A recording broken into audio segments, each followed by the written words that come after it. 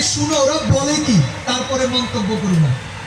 ভিতরে না ঢুইকা কখনো তাবলীগওয়ালাদের বয়ান না শুইরা, ওদের সাথে কখনো আলোচনা না কইরা, কখনো ওদের বয়ান না শুনে খামাকে খামাকে বাহিরে বাহিরে সমালোচনা করে নিজের আমলনামা ভারী করতেছে।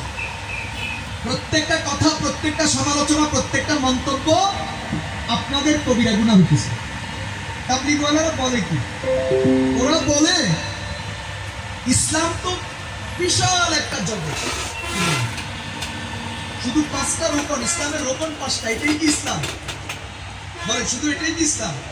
ইসলাম ব্যক্তি জীবন, পারিবারিক জীবন, সামাজিক জীবন, রাষ্ট্রীয় জীবন, ইবাদত, মুআমালাত, মুআশারাত, আখলাক, উকুবাত, সব কিছু সমন্বয় ইসলাম।